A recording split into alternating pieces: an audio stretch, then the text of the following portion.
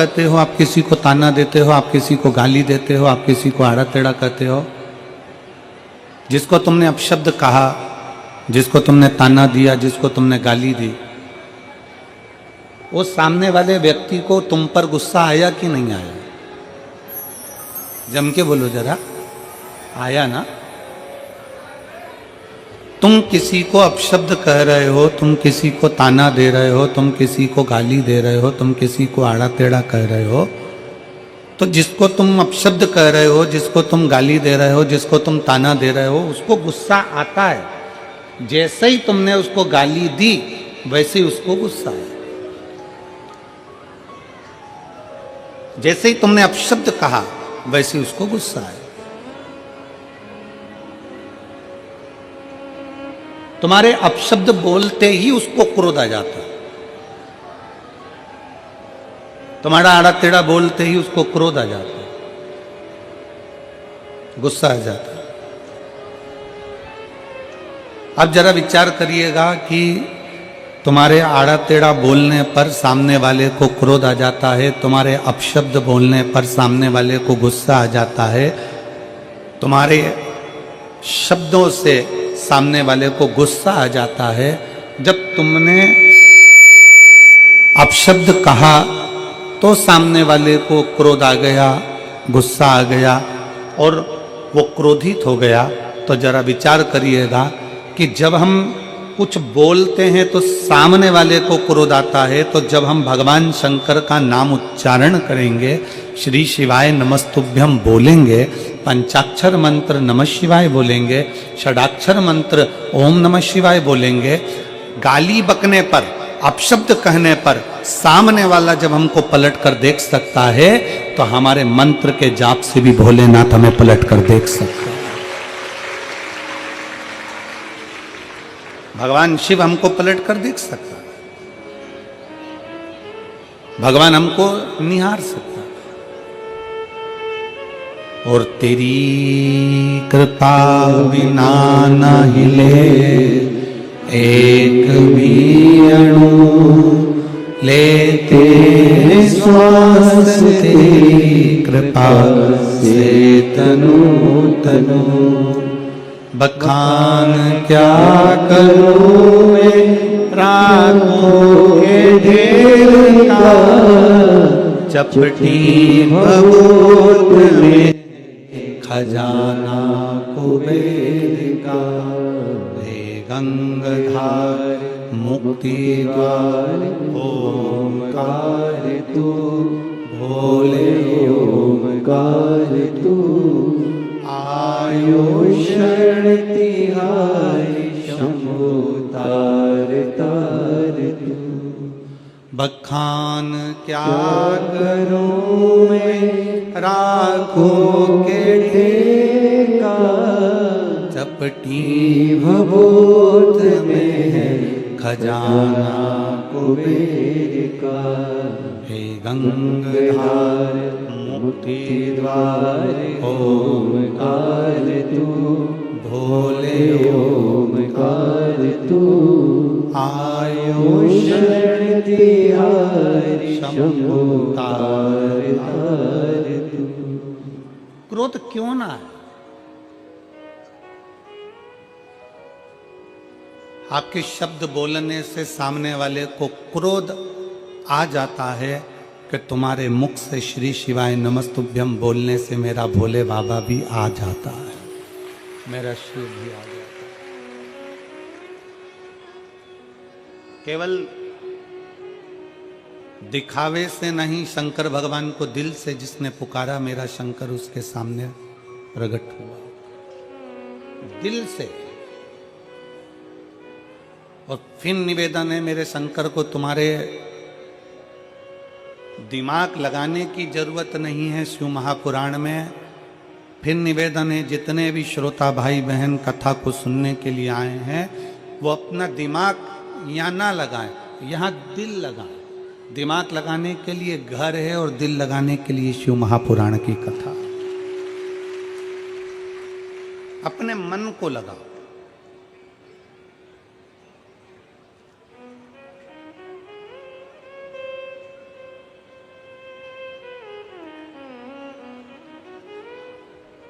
एक बार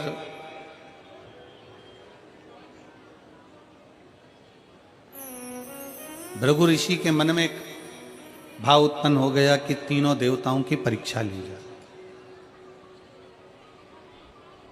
भृगु ऋषि के मन में भाव जागृत हुआ कि तीनों देवताओं की परीक्षा करेंगे।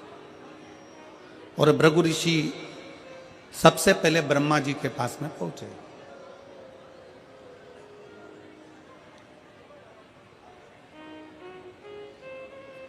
अब ब्रह्मा जी के पास में जब भृगु बाबा पहुंचे, ब्रह्मा जी के नजदीक में जब भृगु ऋषि पहुंचे, तो भृगु ऋषि ने ब्रह्मा जी को देखा और ब्रह्मा जी के बिल्कुल पास में जाकर भृगु ऋषि बैठ गए, बिल्कुल नजदीक में जाकर।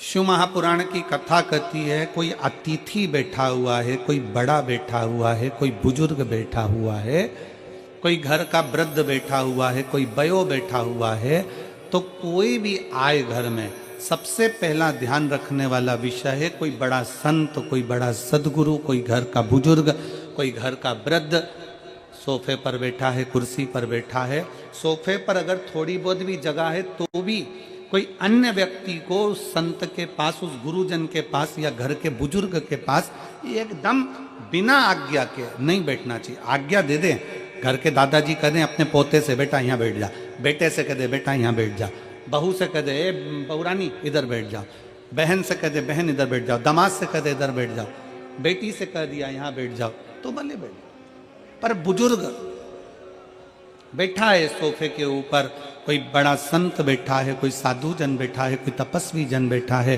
कोई सन्यासी, कोई साधक, कोई उपासक अपने सिंहासन पर बैठा हुआ है और उसके पास तुम बिना पूछे गए और उसके सोफे पर उसकी बाजू में बिल्कुल उसके नजदीक में जाकर बैठ गए, तो क्रोध आएगा कि नहीं आएगा? अब ब्रह्मा जी को थोड़ा सा क्रोध आ गया, ब्रह्मा जी को थोड़ा सा गुस्सा आ गया। हाँ, जमीन पर अगर कोई बैठा हुआ है, क्योंकि पृथ्वी निर्मलता का भाव देने वाली है, अगर उस पर कोई बैठा हुआ है और उसके पास में आप जाकर बैठ रहे हो तो कोई दिक्कत नहीं। पर कोई उच्च स्थान पर बैठा हुआ है और उसके साथ में तुम जाकर बैठ गए तो वो श्रेष्ठता नहीं, उसमें उसकी आज्ञा मांगो। ए भैया, दादाजी आपका सोफा खाली है, मैं बैठ सकता हूं? दादाजी आपकी कुर्सी खाली है, क्या मैं बैठ सकता हूं? काका जी आपके सोफे पर बैठ सकता हूं? मौसी जी मैं आपके सोफे पर बैठ सकता हूं? मामा जी मैं आपके सोफे पर बैठ सकता हूं? चाचा जी मैं आपके सोफे पर बैठ सकता हूं? आज्ञा लीजिए बैठने के लिए।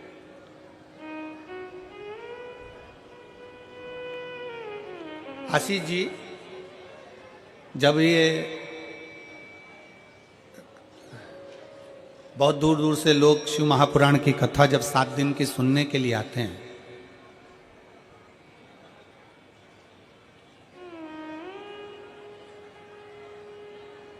तो यहाँ शंकर जी की कथा सुनने के लिए जब पंडाल में पहले दिन, एक दिन पहले जब भक्त पहुँचते हैं तो वहाँ दरी बिछाते हैं, अपनी चटाई बिछाते हैं। देखा तुम लोगों ने? दर्शन करें और नहीं करे हों, अगर मेरठ वालों ने अगर रात्रि के दर्शन नहीं करे हों तो आज रात के इस पंडाल के दर्शन जरूर करना, यहाँ के कीर्तन के दर्शन करना।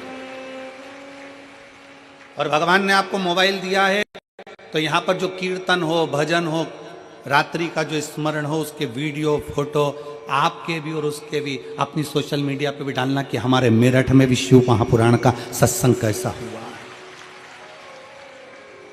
ऐसे तो तुम डालते रहते हो, पर वो सत्संग का डालो कि आज कथा का 6ठा दिन है और 6ठे दिन में शिव महापुराण की कथा में हमने आज रात्रि को बाबा के इस पंडाल में भगवत भजन किया। तो जो भक्त आते हैं पहले दिन वो अपनी दरी बिछाते हैं और दरी बिछाने के पहले बाबा से आज्ञा लेते हैं, बाबा आपकी कृपा हो तो हम यहाँ शिव महापुराण की कथा सुनने के लिए बैठ रहे हैं, आप दया करोगे तो हम कथा सुनेंगे, आप करुणा करोगे तो हम कथा सुनेंगे, वरना हमारे बस की बात नहीं है कथा सुन। किसकी सामर्थ्यता? जो शंकर की कथा में दिल लगा ले, शिव की कथा को सुन ले और शंकर की कथा को अपने भीतर उतार ले, सामर्थ्य था।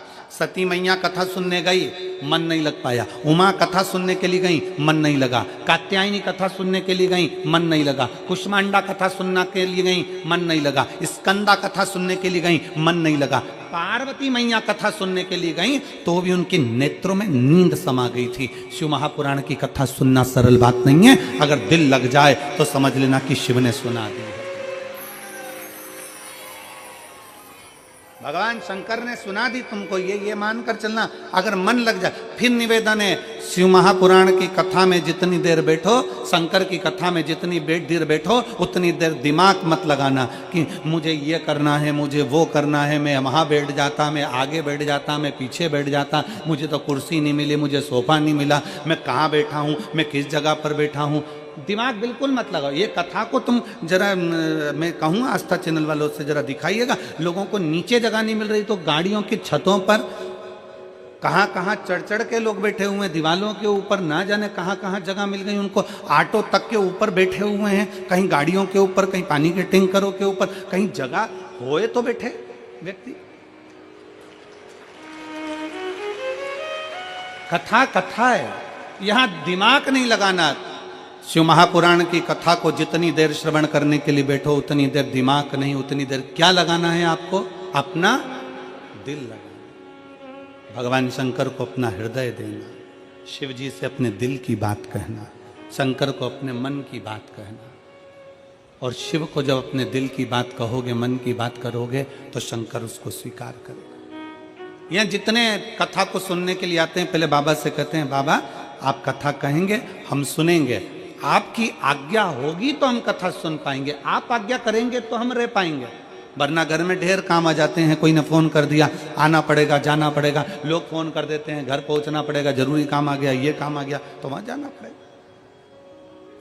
और तेरी कृपा बिना ना हिले एक भी अणु, लेते हैं श्वास तेरी कृपा से तनो तनो। पार्वती जी भी मन लगाने के लिए बैठी थी कथा में, पर उनकी निंद्रा लग गई थी। सती माता मन लगाने के लिए बैठी थी कथा में, पर उनका ध्यान बढ़ गया था, भीतर अहंकार उत्पन्न हो गया।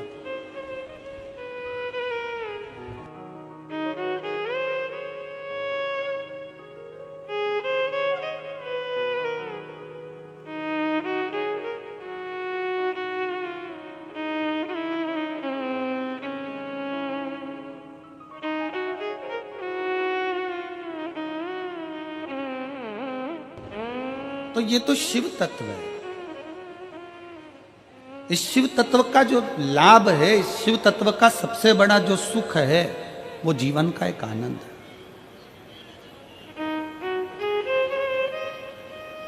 और मैंने तेरे ही भरोसे, जितने बैठे हो सब गाइए, मैंने तेरे ही भरोसे हवा बिच उड़ती जावांगी, बाबा डोर हतो छड़ी ना मैं कटी जावांगी, भोले मैं तेरी पतंग, शंभो मैं तेरी पतंग, हवा बिच उड़ती जावांगी, बाबा डोर हतो छड़ी ना मैं कटी जावांगी। आप जितने यहाँ कथा के पंडाल में जितनी देर बैठो, उतनी देर दिल लगाइए, दिल,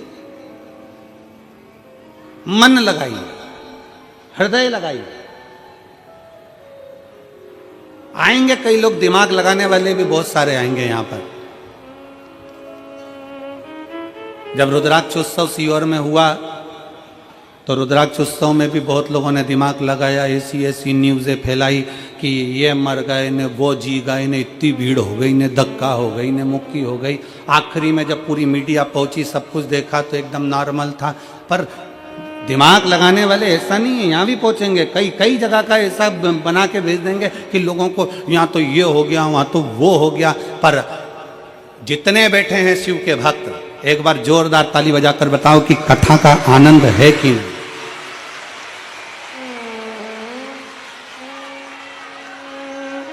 दोनों हाथ उठाकर एक बार हर महादेव। अब यहाँ किसको, सब अपनी मस्ती में बैठे हैं, एक पंडाल, दो पंडाल, तीन पंडाल, पीछे के पंडाल, सब अपनी मस्ती में बैठे हैं। यहाँ कोई किसी को कोनी भी नहीं मार रहा जम के तो बोलो जरा।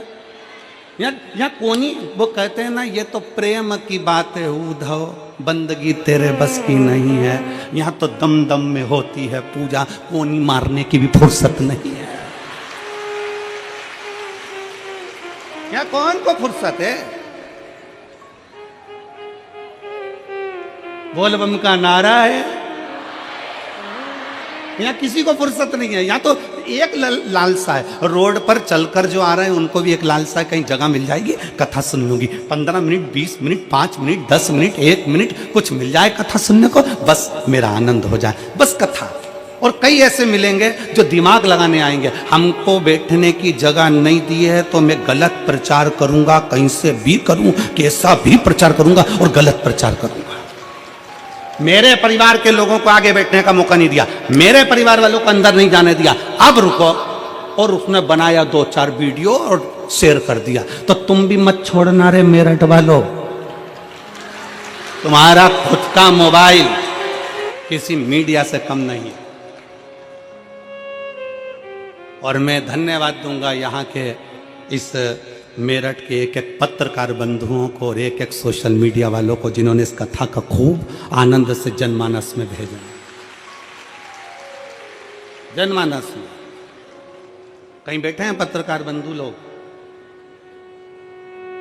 कितने हो?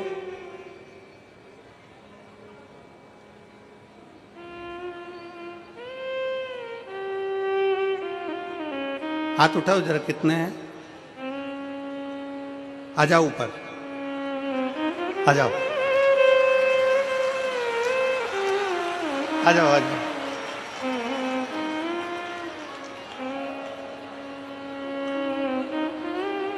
मेरा निवेदन केवल पत्रकार आए, इसके सिवा उनके परिवार वाले नहीं आएंगे, वो वहीं रहे, ओनली पत्रकार।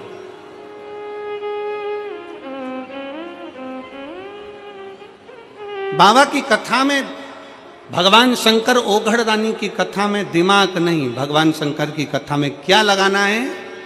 दिल लगाना। और मैंने तेरे भरोसे बाबा, तेरे ही भरोसे हवा बिच उड़ती जावांगी, बाबा डोर छड़ीना में कटी जावांगी, भोले मैं तेरी पतंग, शंभो मैं तेरी पतंग। भगवान शंकर की अविरल भक्ति सुख प्रदान करने वाली। पार्वती मैया जब भगवान शंकर के सम्मुख में बैठकर कथा का रसपान करती हैं तो पार्वती जी के नैनों में जल भर आ जाता है।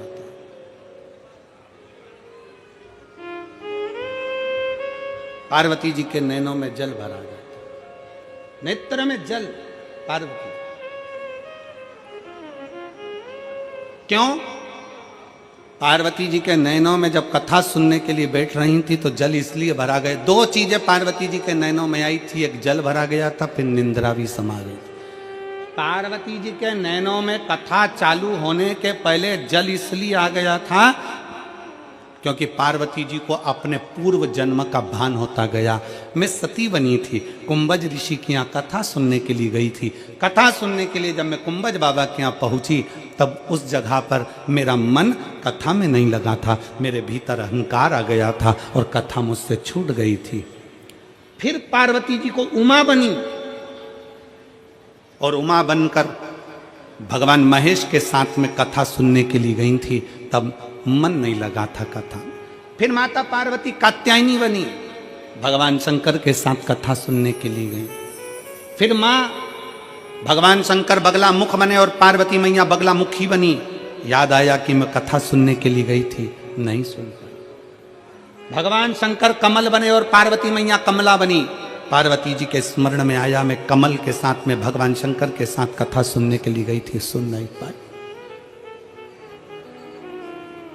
शिव जी ध्रुमबान बने, पार्वती ध्रुमावती बनी। स्मरण में आया कि मैं कथा नहीं सुन पाई। जितने जितने शंकर भगवान के साथ में, शंकर भगवान महाकाल बने और पार्वती महाकाली बनी, तो पार्वती जी सोचती हैं कि मैं उस समय पर काली बनी तो भी कथा नहीं सुन पाई, तो भी कथा नहीं श्रवण कर पाई। आज पार्वती जी की आंख में आंसू भर गया कि आज मेरे बाबा ने बड़ी कृपा करी जो मुझे कथा सुनाने के लिए इस अमरनाथ की गुफा के अंदर लाकर बिठा दिया और मुझे कथा सुना। अमरनाथ की गुफा। अरे ओ मेरठ की मेरी जीजी और मेरठ के मेरे जीजाओं, मेरी बेटियों बेटाओं, मेरी माताओं, मेरे भाई, आप सब के चरणों को नमन कर कर कहता हूं, ना जाने कौन सी किस्मत आप और हमने ली है जो इस मेरठ की भूमि पर शिव पुराण की कथा सुन रहे हैं।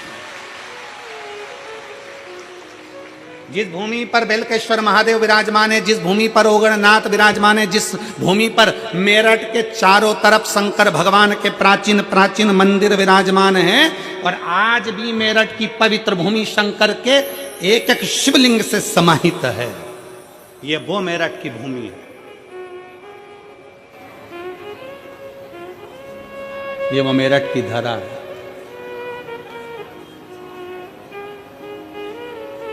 जहां बैठकर आप और हम कथा सुन रहे हैं। कई माताएं ऐसी हैं यहां बैठी हुई हैं जो हापुड़ में कथा सुनने गई थी। हाथ उठाओ जरा, हापुड़ वाली हो। ये देखो, इतनी सारी माताएं हापुड़ गई थी, और हापुड़ में इन सब माताओं ने वहां बैठकर जरूर भगवान से कहा होगा कि मेरठ में भी शिव पुराण की कथा हो। आशीष जी, गोयल जी कहाँ गए? गोयल जी नहीं बैठे हैं, कहाँ दिख नहीं रहा है, बैठे नीचे हैं क्या? अच्छा, तो हम कहें यजमान परिवार दोनों से, गोयल जी और आशीष जी से, कि ये इनका पुण्य सामने आया है तो तुम जजमान बनकर शिव पुराण की कथा श्रवण कर रहे। ये पुण्यता है, ये आनंद।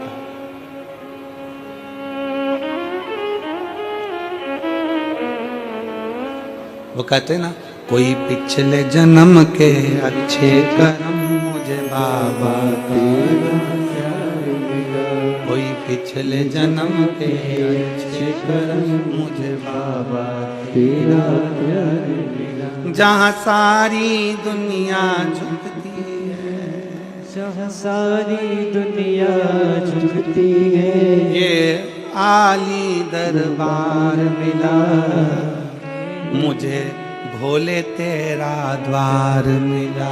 कोई पिछले जन्म के अच्छे कर्म मुझे बाबा तेरा, कोई पूर्व का लिखा होगा, कोई पूर्व का बना होगा, और पूर्व का बने बिगर मिल भी नहीं सकता।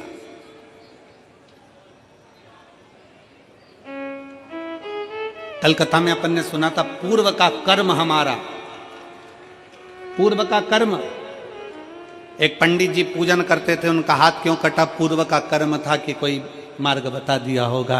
राजा का बेटा क्यों मरा? कोई पूर्व का कर्म होगा मारा। रानी क्यों गला काट दी? कोई पूर्व का कर्म होगा महाराज।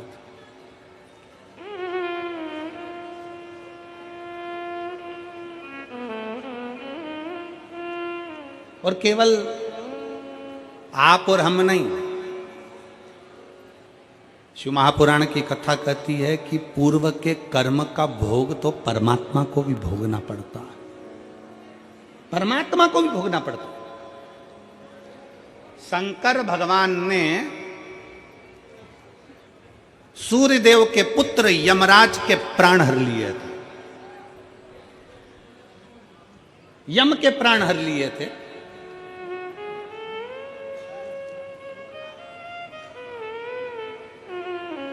और यम के प्राण जब हर लिए, यमराज के प्राण चले गए, तो सूर्य नारायण भगवान रोते रोते आए और उन्होंने कहा, मेरा बेटा यम चले गया। बोले बाबा, हे शंकर जी, ओ गणदानी शंभु, हे शिव, मेरा बेटा चले गया। पत्रकार आ गए, आ जाओ आ जाओ, आ जाओ।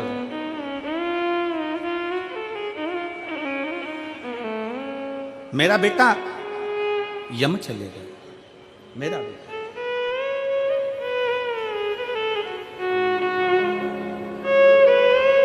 एक बार सभी पत्रकारों के लिए जोरदार ताली बजाते हैं।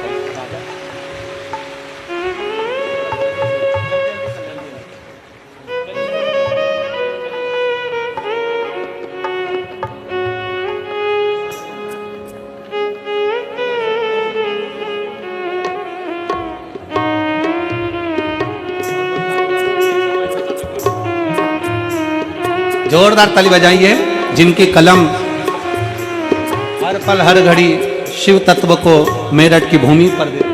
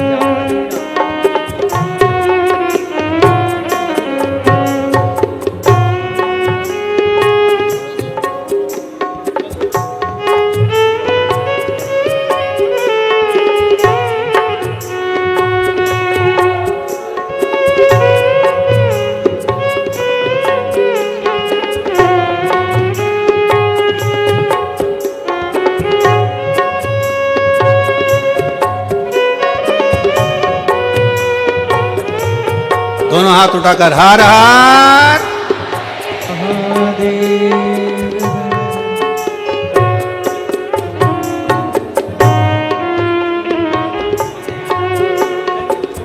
ओगड़दानी भगवान शिव, त्रिकालदर्शी कैलाशी भगवान शंकर।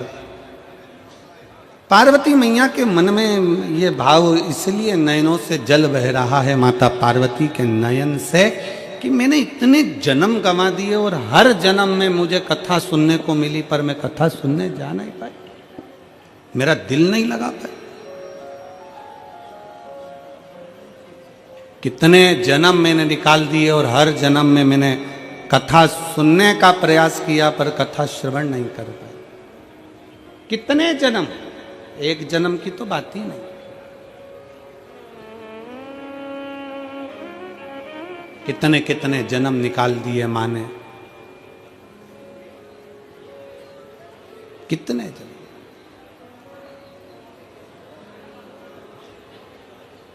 एलईडियां चालू करिए, एलईडियां नीच की। और कितने जन्म मैंने निकाल दिए और मुझे भगवान की कथा श्रवण करने का मौका नहीं मिला। पर आज माता पार्वती जी जब बैठी अमरनाथ की गुफा में, और अमरनाथ की गुफा में बैठकर माता पार्वती जी ने जैसे ही कथा को श्रवण करना प्रारंभ करा, मन लगा माता पार्वती जी का कथा में, चित्त लगा माता पार्वती जी का कथा में। पर कुछ देर बाद माता पार्वती के नयनों में निंद्रा समा गई।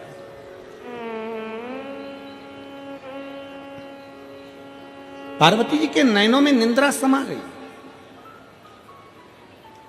और पार्वती जी के नयनों में जैसी निंद्रा समाई तो भगवान शंकर ने, आखिरी में भगवान शंकर ने दोनों हाथ उठाकर जैसे ही जय घोष करा, बोल शिव महापुराण की। जैसे ही जय घोष करा, जय घोष करते से ही पार्वती जी की नेत्र की निंद्रा खुल गई। फिर पार्वती जी को दुख हो गया, माता पार्वती जी की चित्तवृत्ति में फिर दुख हो गया कि मैं कथा के चलते चलते अपने नैनों को बंद कर कर मैंने विश्राम कर लिया, सो लिया। पर कौन समझाए, कौन समझाए कि मिलता है सच्चा सुख केवल भगवान तुम्हारे चरणों में। कौन समझाए कि दुनिया का सबसे बड़ा सुख, दुनिया का सबसे बड़ा आनंद, दुनिया का सबसे बड़ा रस तत्व भगवान भोलेनाथ जी के चरणारविंद में जिस दिन बैठते हैं उस दिन सुख का अनुभव होता है, उस दिन सुख का अनुभव। कौन समझा? क्योंकि वो क्षमा करने वाला है, वो माफ करने वाला है, वो दुनिया पर कृपा करने वाला है। उसके आश्रित हो जाओ, उसके आश्रित। एक पत्र है,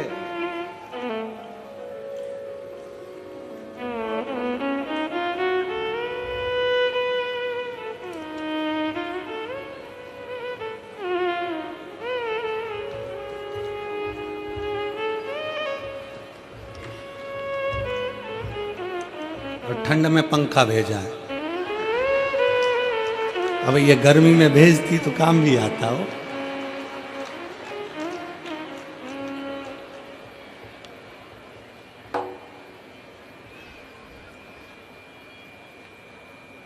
अब पहले पत्र के ऊपर की लाइन पढ़ो, फिर मेरे को पढ़ के सुनाओ, फिर मैं तुमको पत्र पढ़ के सुनाऊंगा।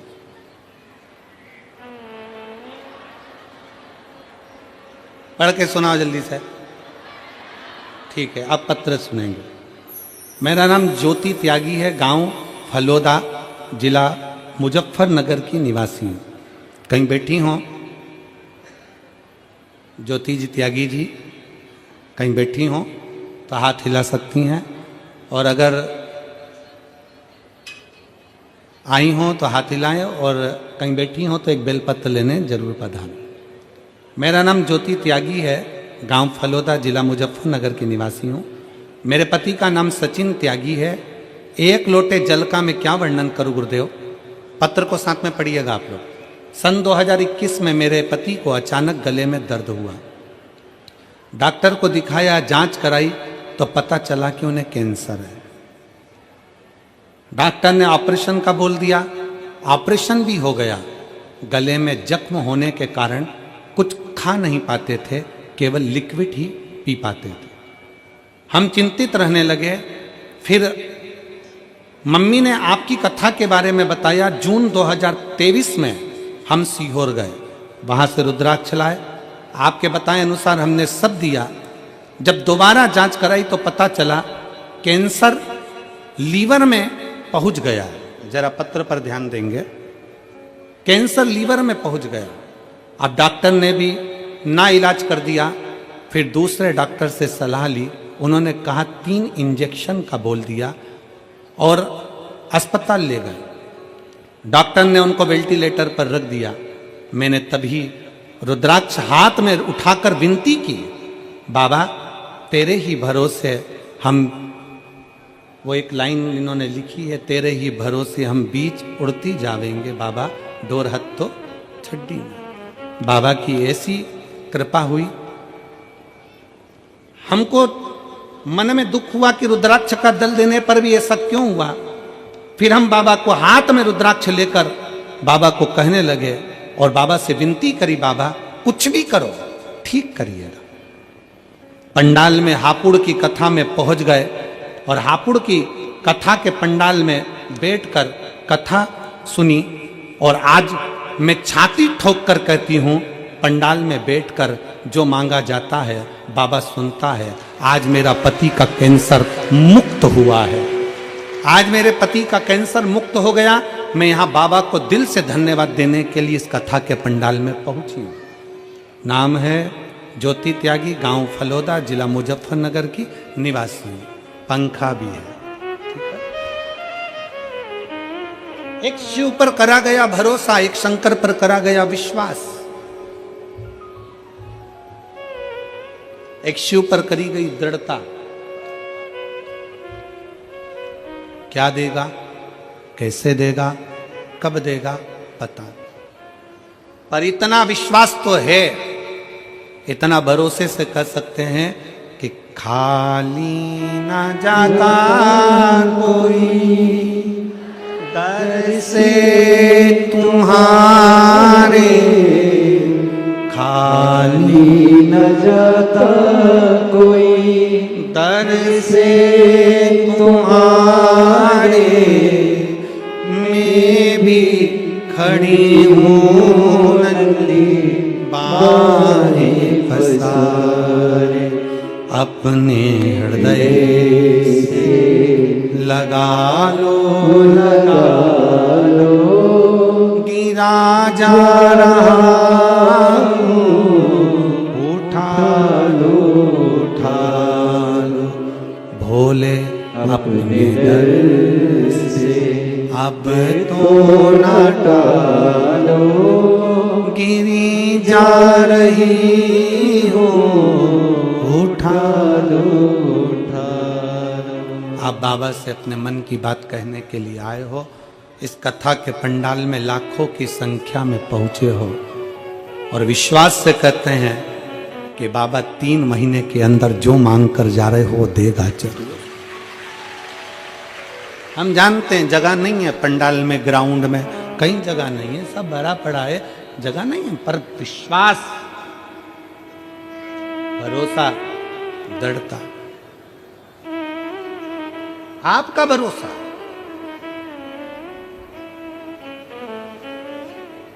पार्वती जी के मन में फिर गिलानी उत्पन्न होने लगी। मैं कथा सुनने के लिए आई थी और कथा ना मिला।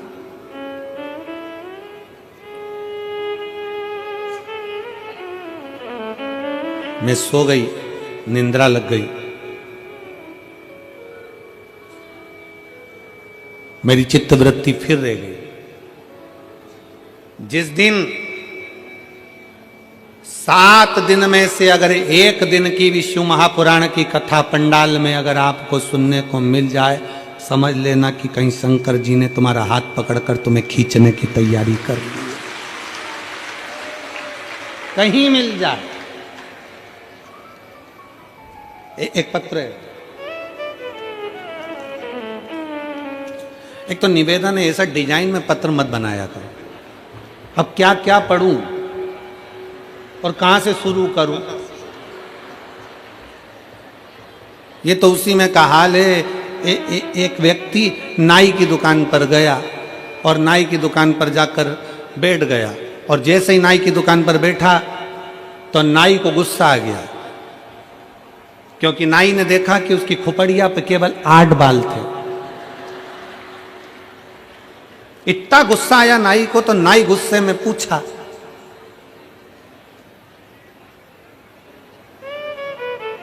गिनूं कि काटूं?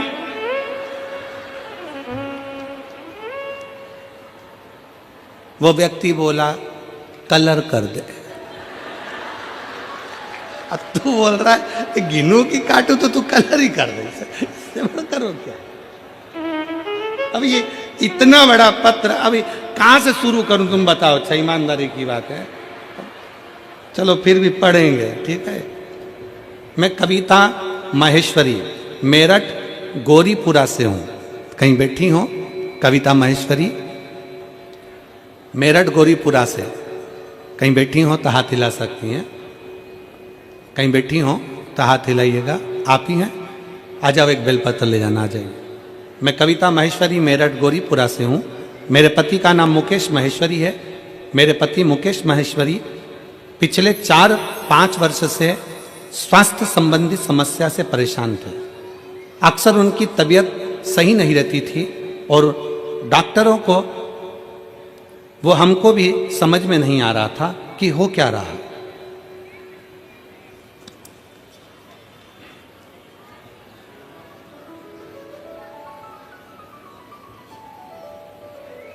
हमें समझ में नहीं आया कि हो क्या रहा है। उनकी तबीयत ज़्यादा खराब होने लगी, जिससे हमारी चिंता बढ़ गई।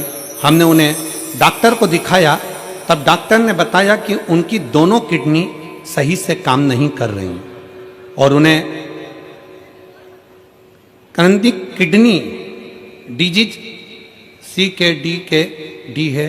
डॉक्टर ने तुरंत किडनी ट्रांसप्लांट का बोल दिया। ट्रांसप्लांट का जैसे ही बोला, पर हमारा मन नहीं माना और हम उनको दिल्ली अपोलो अस्पताल में दिखाया। वहाँ भी सारी जांच के बाद डॉक्टर ने किडनी ट्रांसप्लांट का सलाह दी। हालांकि हमने किडनी ट्रांसप्लांट नहीं कराया, हमें हमारे भगवान भोलेनाथ पर भरोसा था और उन्हें डायलिसिस पर रखना पड़ना शुरू कर दिया। महीने में 8 डायलिसिस होते। फिर हमारे किसी मिलने वाले ने हमें बाबा की महिमा का वर्णन किया। गुरुजी के कहे, शिव महापुराण की कथा सुनो और आंवले वाला उपाय हमने उसके पूछ कर करा और रुद्राक्ष का जल वाला उपाय करना प्रारंभ करा। बाबा निर्माल लाते बेलपत्री लाकर भी देना चालू करी। मंदिर से बेलपत्र और बाबा का चढ़ाया हुआ जल लाई और उसे पति को पिलाना चालू करा, खिलाना चालू करा और बाबा की कृपा से हमें हर कठिनाई का समाधान मिला। हे भोलेनाथ की कृपा से हमने कठिनाइयों को पार कर लिया और आज बाबा की कृपा से वो ठीक हैं। ये मैं शिव को प्रार्थना करने के लिए आई हूं, धन्यवाद देने के लिए आई हूं।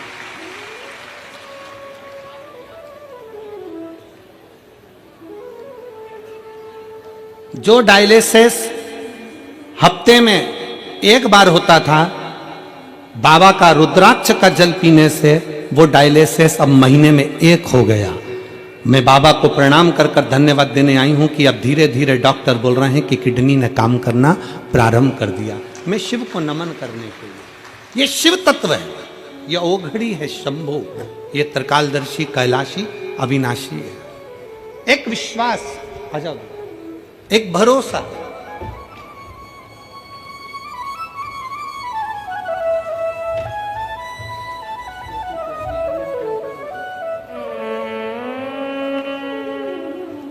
ज्योति त्यागी अब ठीक है बेटा?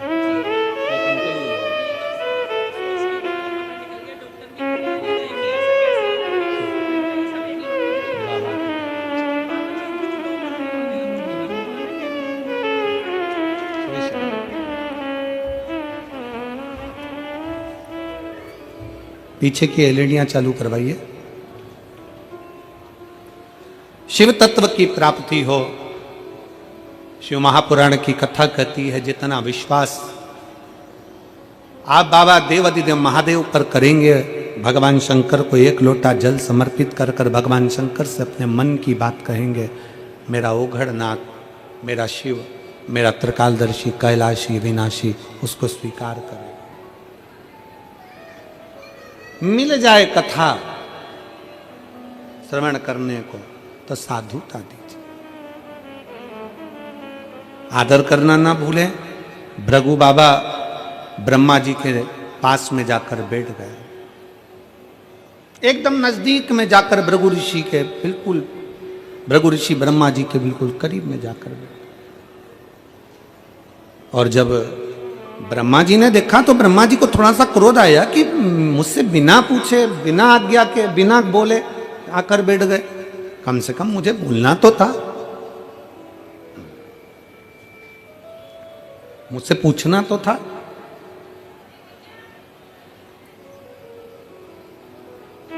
चले और फिर एक निवेदन बड़े भाव से करेंगे कि बैठो, मना नहीं, पर आज्ञा लेकर बैठो, मना नहीं पर आज्ञा लेकर। आजा बेटा।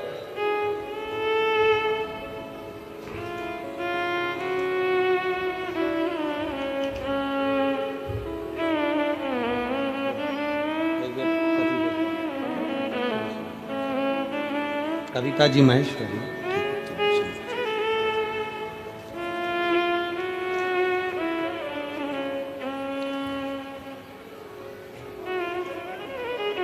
बड़े आनंद के साथ बैठना चाहिए।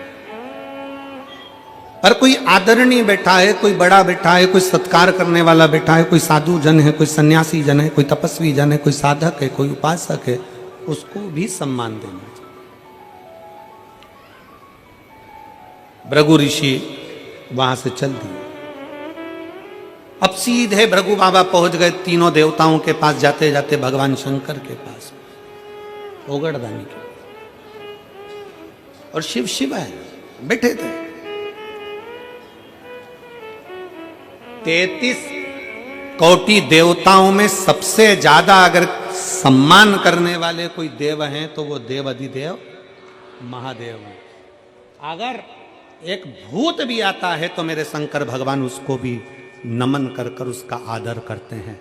एक कोई पिशाच भी आता है, कोई असुर भी आता है, कोई गंधर्व भी आता है, कोई देवता भी आते हैं, और कोई भगवान शंकर के दरवाजे पर अगर भूत प्रेत गंधर्व अप्सरा असुर किन्नर यहां तक कोई भी आ जाए, भगवान शंकर उसका आदर करते, उसका सम्मान करते। हैं। 33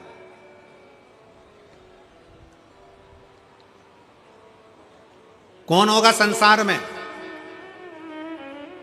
जो किसी किन्नर के लिए देवताओं से युद्ध कर ले? किसी किन्नर के लिए? जब भगवान शंकर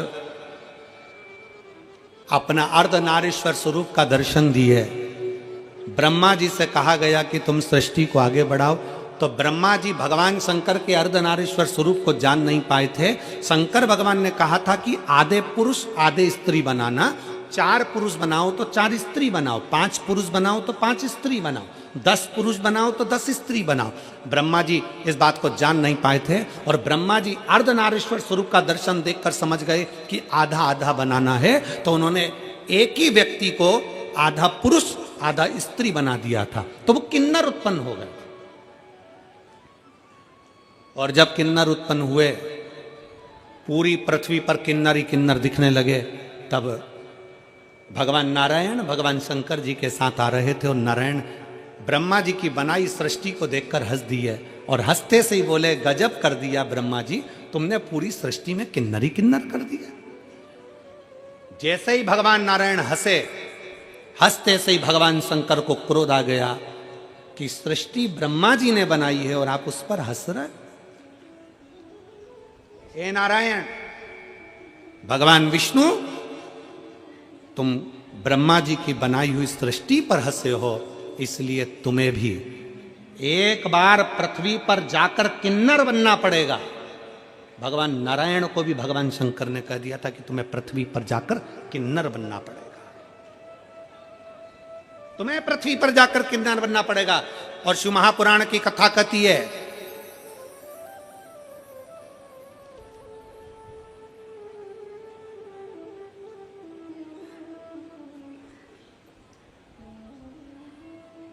शिव महापुराण का चरित्र कहता है, जिस समय पर पांडव और कौरवों का युद्ध हो रहा था, कौरव और पांडवों के युद्ध में ध्यान में आया, भगवान कृष्ण ने कहा कि अर्जुन, तुम्हारा एक पुत्र उलूपी का पुत्र अरावन वन में रहता है, उसको भी युद्ध के लिए लेकर आओ।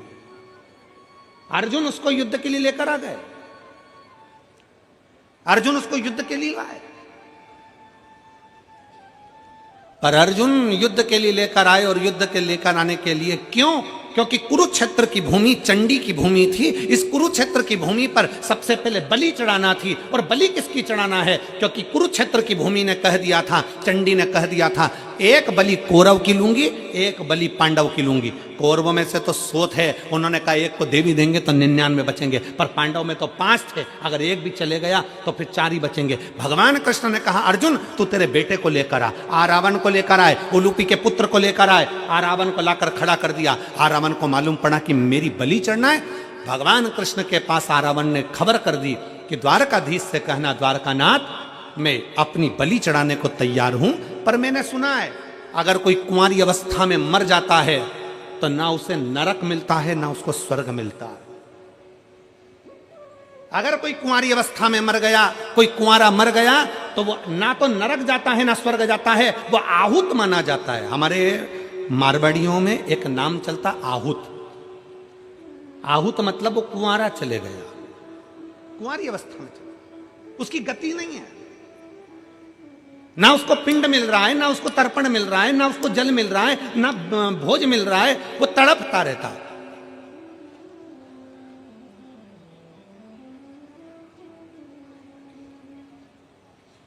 उस रावण ने कहा, अगर मैं कुंवारी अवस्था में मर गया तो मुझे गति नहीं होगी। मेरा एक निवेदन है, कल मेरी बलि चढ़ा देना, पर सबसे पहले मेरे ब्याह करा दो, शादी करा दो। अब युधिष्ठिर को लगा आज रात ही रात में कहां की लड़की मिलेगी जिससे शादी कराई जाए, लड़की कहां से ढूंढी जाए जिससे विवाह कराया जाए। ढूंढने में लग गए, हस्तिनापुर में कोई लड़की नहीं मिली, पास में कोई लड़की नहीं मिली। तब भगवान कृष्ण ने जान लिया अगर ये इसका विवाह नहीं हुआ तो ये कल बलि में नहीं आएगा, और बलि में नहीं आया तो फिर युद्ध रह जाएगा। भगवान कृष्ण को याद आया कि शंकर जी ने श्राप दिया था कि नारायण तुम किन्नर पर हंसे हो, इसलिए तुमको भी किन्नर बनना पड़ेगा। आज भगवान कृष्ण किन्नर का रूप धारण कर लिए। भगवान कृष्ण ने किन्नर का रूप धारण करा, रावण के साथ विवाह करा। विवाह करने के बाद भगवान जब आरावण के प्राण चले गए तो भगवान नेत्रों से नीर बहाते रहे। आज भी किन्नर गले में मंगल सूत्र पहनते हैं, आज भी किन्नर पाँव में बिछुड़ी पहनते हैं, आज भी किन्नर हाथ में चूड़ा पहनते हैं, मांग में सिंदूर भरते हैं। कौन है उनका पति? शिव महापुराण की कथा कहती है आरावण के साथ प्रत्येक किन्नर का विवाह होता है। एक रात्रि का विवाह एक घड़े के साथ आरावण के साथ किया जाता है, फिर उस घड़े को तोड़ दिया जाता है। किन्नर का सुहाग अखंड माना जाता है, किन्नर का सौभाग्य। इसलिए हमारे यहाँ मंगल शकुन में, शादी ब्याहों में, बच्चों के जन्मदिन पर किन्नर आते हैं, क्योंकि सृष्टि पूर्ण पहले किन्नर की थी, पूर्ण सृष्टि। कौन देव होगा? देवताओं में 33 कोटि देवी देवताओं में केवल एक देव है, देवाधिदेव महादेव, जो सबका सम्मान करना चाहते हैं। भूत भी आया तो उसका भी सम्मान है, प्रेत भी आया तो उसका सम्मान है, डाकनी, पिशाचनी, चुड़ैल, भयंकर आए तो भी सम्मान है, गंधर्व आए तो सम्मान है, अप्सरा आए तो सम्मान है, किन्नर आए तो सम्मान है, सुर आए तो सम्मान है, असुर आए तो सम्मान है। सबका सम्मान किया मेरे शिव जी ने, सबका आदर करा मेरे शंकर, और समदृष्टि का भाव रखा। समदृष्टि, समदृष्टि। आज हम आ रहे थे तो हमने देखा कि रास्ते में बहुत भीड़ थी, तो जो लोग ट्रैक्टर ट्राली से आ रहे थे या जो लोग लोडिंग गाड़ियों से आ रहे थे वो भी वहीं उतर रहे थे, और जो वीआईपी गाड़ी से आ रहे थे वो भी वहीं उतर रहे थे। मैं मेरठ के कलेक्टर महोदय को, SP, SSP, IG, commissioner, TI, SDM, DM, यहाँ के सारे पदाधिकारियों को, एक एक पुलिस कर्मचारियों को, यहाँ के मीडिया को, सबको साधुवाद देता हूँ कि एक एक पुलिस वाले ने बिल्कुल समदृष्टि से यहाँ कार्य किया। उसके लिए साधुता, उसके लिए साधुता। गरीब भी आ रहा था तो भी उन्होंने गाड़ी वहां खड़ी करवाई, और अमीर भी। हमने इस बात के लिए वो शिवम बेटे को, जो शिवम गाड़ी लेकर आ रहे थे, गोयल, हमने उसको कहा बेटा शिवम से, वो पीछे करण बेटा था, हमने उनको भी कहा यहाँ समता का भाव ये देखने को मिला। इसलिए यहाँ की प्रशासन को, मैं मेरठ प्रशासन को बहुत बहुत साधुवाद देता हूँ। एक बार जोरदार ताली बजाकर उनको साधुवाद दीजिए इसके लिए, बहुत साधुवाद। सब में समता का भाव। उन्होंने अगर ट्राली रोकी, ट्रैक्टर रोका, तो उन्होंने गाड़ी, 4 व्हीलर वीआईपी गाड़ी भी रोकी। उन्होंने कहा नहीं साहब, अंदर नहीं जा सकती, भीड़ है, पब्लिक पैदल जा रही है, आप पैदल जाइए। लोग वहां से पैदल चलकर आए, पैदल चलकर, और खुशी हुई इस चीज के लिए कि आपने ये नहीं कि कोई धनपति है या करोड़पति है या वैभवपति है या सत्तापति है, और होना चाहिए। आप वैभवपति, सत्तापति देखोगे वो भी तो किसी का पति है। तो उन्होंने समता का भाव रखा, इसके लिए मेरा साधुवाद है। सबसे बहुत बहुत साधुवाद है यहाँ के प्रशासन को, बहुत सारा, बहुत सुंदर तरीके से ये लाखों की भीड़ को, अपार जन समुदाय को यहाँ के प्रशासन ने जो संभाला है, एक बार जोरदार ताली बजाकर बहुत बहुत साधुवाद। बहुत सारा, बहुत एक शिव तत्व की लहर का, भगवान शंकर की अविरल भक्ति में समता का भाव होना चाहिए, क्योंकि मेरे शंकर शमशान में निवास करते हैं। मेरे शिव के पास में भेद नहीं है। अमीर भी जाएगा तो बांस पर, गरीब भी जाएगा तो बांस पर, अमीर भी जाएगा तो सफेद कपड़े में, गरीब भी जाएगा तो सफेद कपड़े में। जहां सबकी शान सम है उसी का नाम सम शान है। बराबर देखता, उसमें भेद नहीं है।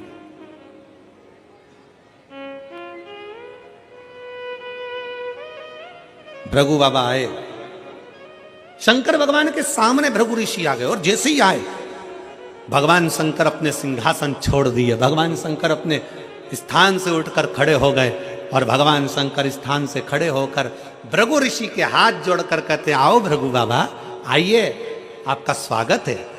और जैसे ही भृगु ऋषि पास में आने लगे, शंकर भगवान दोनों हाथ फैलाकर भृगु ऋषि को गले लगाने लगे। भृगु ऋषि को गले।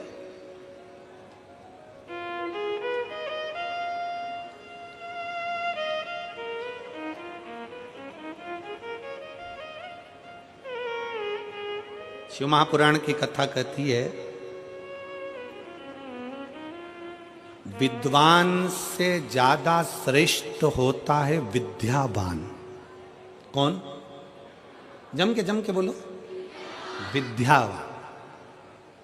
तुमने डिग्रियां ले ली, कुर्सी ले ली, पद ले लिया, खूब बड़े विद्वान बन गए, और तुम्हारे अंदर अगर नम्रता नहीं है तो तुम्हारी डिग्रियां वो शून्य के बराबर है।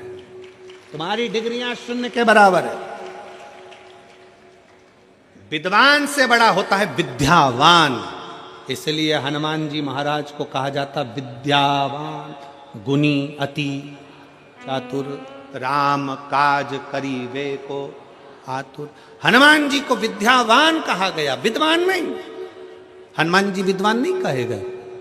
और जिसमें कितने बड़े विद्वान थे, अष्ट सिद्धि नव निधि के दाता, असवर दीन राम रसायन तुम्हारे पास, सदा रहो रघुपति के। कितना विद्वत्ता, अष्ट सिद्धियां उनकी, नव निधियां उनकी, सारा वैभव, सारा धन, सारा ज्ञान, सब कुछ हनुमान जी में था। सब कुछ था हनुमान जी में। फिर भी हनुमान जी के आगे विद्वान नहीं लिखा गया, उनके आगे लिखा विद्यावान।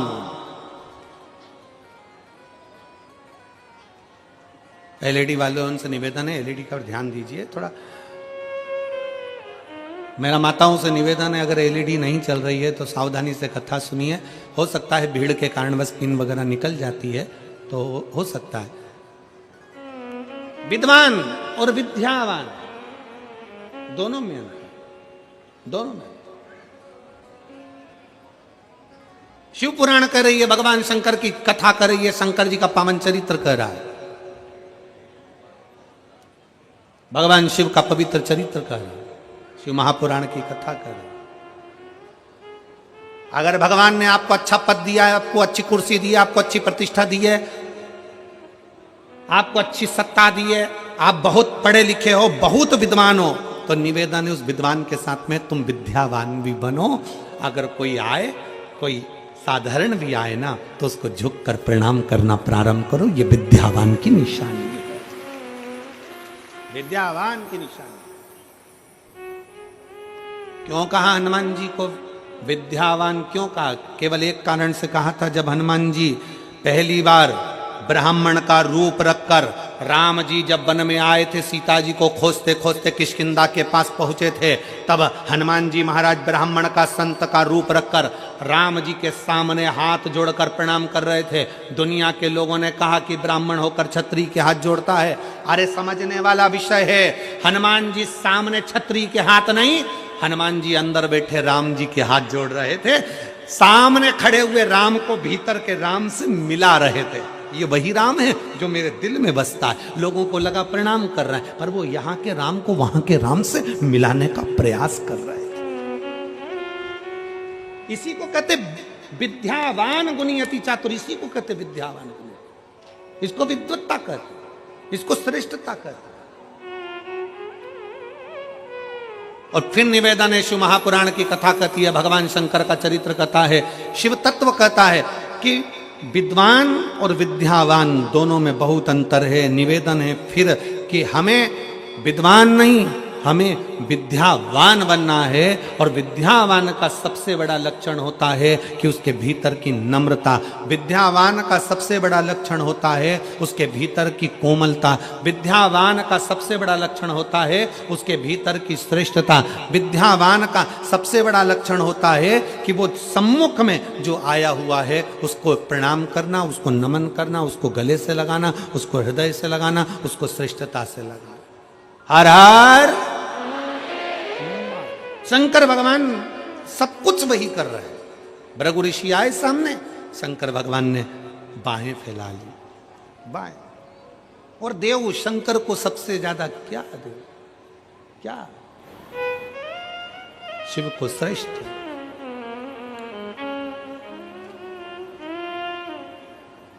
दिल तुझको दिया सब दुख काटो हमारा, ओ भोला सब दुख काटो हमारा। शिव शंकर जपूं तेरी माला, भोले बाबा जपूं तेरी माला, भोला सब दुख काटो मारा। ओ भोला सब दुख काटो मारा। वेश है मंगल मंगलकारी, वेश है मंगल मंगलकारी। शमशान वासी हमारा, शमशान वासी हमारा। ओ भोला सब दुख काटो हमारा। ओ भोला सब दुख काटो हमारा।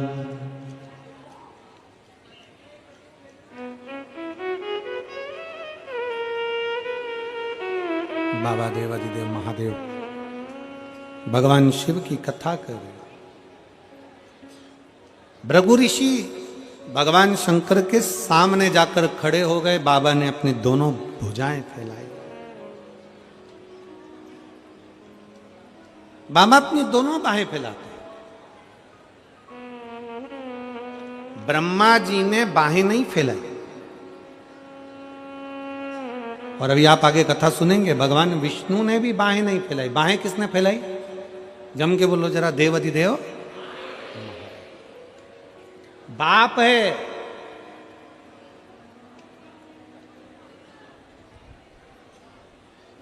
एक पिता के दो बेटे। एक बेटा कहता, पापा मुझे मेरी जायदाद का हिस्सा दो, मुझे तुम्हारे साथ नहीं रहना।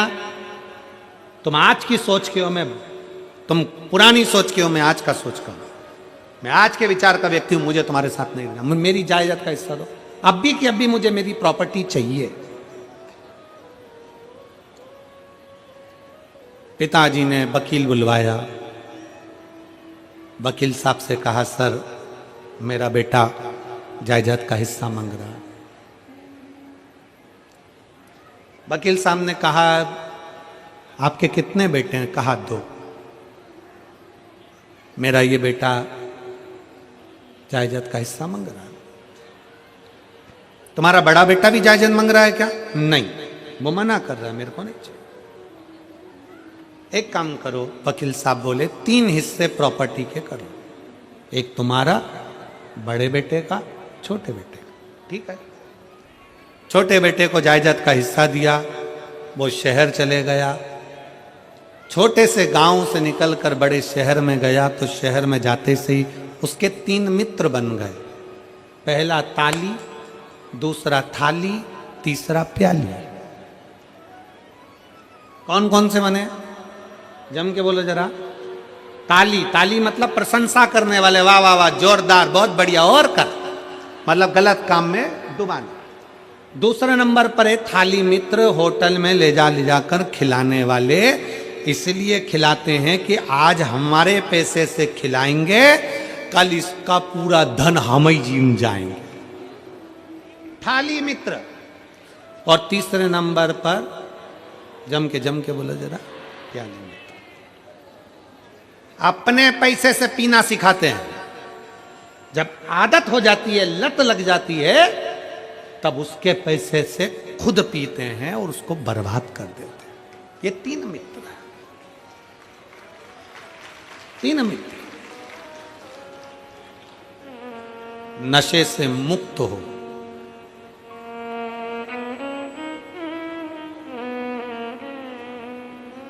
किसके लिए?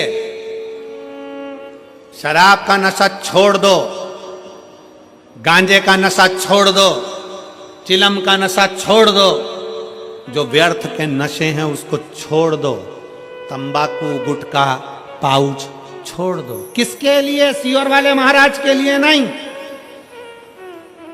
भगवान के लिए भी नहीं। तुम्हारे जो छोटे छोटे घर में बेटा बेटी है ना, उनको अपने पापा का मुंह देखना है, उनके लिए। घर में जो छोटे छोटे बच्चे हैं ना, आप जब ड्रिंक कर कर आते हो ना, आप जब गलत काम कर कर आते हो ना, तो बच्चे का चेहरा उतर जाता है, मम्मी से चिपक जाता है। पापा ऐसा क्यों कर रहे हैं? पापा ऐसा क्यों कर रहे हैं?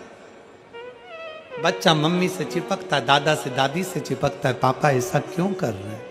अपने बच्चों के लिए, जो तुम्हारे हैं, प्रिय हैं, उनके लिए कथा के पंडाल में बैठकर अंदर से, हाँ हम तुमसे संकल्प नहीं दिलाएंगे, हम फालतू का काम करते ही नहीं है, क्योंकि हम संकल्प दिलाएं और तुम छोड़ो नहीं तो हमारे ऊपर दोष आए, काय को माथा पच्ची करूं। हम संकल्प नहीं दिलाएंगे। आपको अगर अपने बच्चों को अपना मुख दिखाना है और बच्चों की जवानी और बच्चों का विवाह और बच्चों की जिंदगी अच्छी देखना है, तो आज कथा के पंडाल में भीतर एक विश्वास पैदा कर लो कि नशा नहीं करूंगा, शंकर का चढ़ा जल पीऊंगा। नशा नहीं करूंगा, शिव का चढ़ा जल पीऊंगा, उसका फल मिलेगा मुझे। क्यों नहीं मिलेगा? एक पत्र है, इस पत्र में इस बहन ने लिखा, ट्रे बहुत बड़ी है, ठीक है, चाय पीने के लिए दे देंगे तुमको। मैं राजेश, मेरे पति का नाम रंजीत सिंह है, कहीं बैठे हो तो हाथ हिला सकते हैं। मैं हिंडोल, जिला चरखी, दादरी, हरियाणा की निवासी हूं। मेरा फोन नंबर ये है। पत्र को आप लोग एलईडी पर पढ़े, आस्था चैनल पर पढ़े। गुरुजी, मेरी शादी को 23 साल हो गए थे। कितने साल? 23। अब 23 वर्ष में उस बहन से समझना और उस भाई से समझना कि 23 साल में कितने डॉक्टरों के पास गई होगी और कितनों से इलाज करवाया होगा, कितनी बार टेस्ट बेबी करवाया होगा। 1 साल, 2 साल, 5 साल, 6 साल, 10 साल, 12, 15, 16, 17, 18, 19, 20, 21, 22, 23 साल जिसकी शादी के हो गए, 23 साल हो गए थे गुरुजी, किंतु मेरी कोई संतान नहीं थी। ऐसी कोई दवा नहीं जो मैंने नहीं ली, हर जगह से मैंने इलाज कराया किंतु कोई फायदा नहीं हुआ। मैंने पूरी तरह से आस छोड़ दी। अब 23 साल में तो व्यक्ति आस छोड़ ही देगा कि 23 साल में अब क्या बच्चा होना है, संतान अब कहां से हो जाएगी। सारी आस छोड़ दी। मेरे पति का ट्रांसफर 2021 में तरावड़ी, जिला करनाल, हरियाणा में हो गया। वहां पर मैंने एक धर्म बहन बनाई। जो धर्म बहन थी उसकी ननद ने मुझे शिव महापुराण की कथा के बारे में बताया। मैंने आपकी कथा सुनी और शिव जी पर 1 लोटा जल चढ़ाना शुरू किया और पशुपति नाथ के व्रत किए। 16 फरवरी 2022 को मैं सीहोर के रुद्राक्ष महोत्सव में पहुंच गई। और आप सबको हमारी तरफ से फिर निवेदन है, 25 फरवरी का रुद्राक्ष महोत्सव है, बन सके एक बार बाबा के उस रुद्राक्ष महोत्सव में अवश्य पधारें और अपने जीवन को धन्य बनाएं। मैं 16 फरवरी को सीहोर रुद्राक्ष महोत्सव में पहुंच गई। वहां से रुद्राक्ष लाई, पानी में रुद्राक्ष को लगाकर उसे शिवजी को चढ़ा दिया करती। मैंने आंकड़े की जड़ का भी बांधी। मैंने सारे संतान प्राप्ति के जो उपाय किए। कुछ समय बाद भोले बाबा ने मेरी ऐसी प्रार्थना सुन ली और 22 जनवरी 2024 को मैं गर्भवती हो गई और बाबा की कृपा से 9 सितंबर को मेरे घर में संतान ने जन्म ले लिया। 23 साल के बाद मेरे बाबा ने मेरे घर में औलाद दी है। कितने साल के बाद? 23 वर्ष। तो ट्रे ले जाओ और चाय पियो। लाइन अच्छी लिखी है, आप और हम गुनगुनाते। मुझे भोले बाबा ने बहुत दे दिया है, तेरा शुक्रिया है, तेरा शुक्रिया है। मुझे भोले बाबा ने बहुत दे दिया है, तेरा शुक्रिया है, तेरा तेरा शुक्रिया है। ये जायदाद दी है, औलाद दी है, ये जायदाद दी है, औलाद दी है। मुसीबत में हर वक्त इमदाद दी है, मुसीबत में हर वक्त इमदाद दी है। तेरा ही दिया मैंने खाया पिया है, तेरा ही दिया मैंने खाया पिया है, तेरा शुक्रिया है, तेरा शुक्रिया है। मुझे भोले बाबा ने बहुत दे दिया है, तेरा शुक्रिया है, तेरा शुक्रिया। ये तेरी उदारता, ये तेरी करुणा है, तेरी कृपा से मिला है मुझको।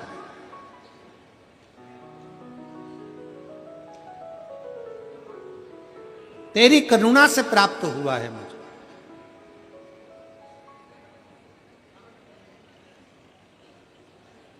आपसे पूछें 23 साल बाद उम्मीद है कि संतान हो सकती है? मेरी जीजियां विचार कर कर बताना, हो सकता है ऐसा? नहीं, पर विधि लिखना विधाता का काम है और विधि को पलट देना महादेव का काम। विधि को पलट देना महादेव का काम। वो विधान पलट दे तो समझो शिव है। कोई बाबा नहीं, कोई जोगी नहीं, कोई तपस्वी, कोई साधक, कोई उपासक नहीं। और दुनिया में संसार कलिकाल में कोई ऐसा पैदा नहीं हुआ कि तुम्हारे विधि के विधान को पलट दे। पलटेगा तो एक लोटा जल तुम्हारे विधान को पलट सकता है, तुम्हारा विश्वास तुम्हारे विधान को पलट सकता है। ढोंग में मत पड़ना, प्रपंच में मत पड़ना, दिखावे में मत पड़ना, कहीं इधर उधर फालतू के चक्कर में मत पड़ना कि कोई तुम्हारी किस्मत पलट देगा। ना ना, किस्मत तो तुम्हारे हाथ से चढ़ा हुआ एक लोटा जल ही पलटे। सारी समस्या का हल, दोनों हाथ उठाकर, सारी समस्या का हल एक लोटा शिव को समर्पित कर। शंकर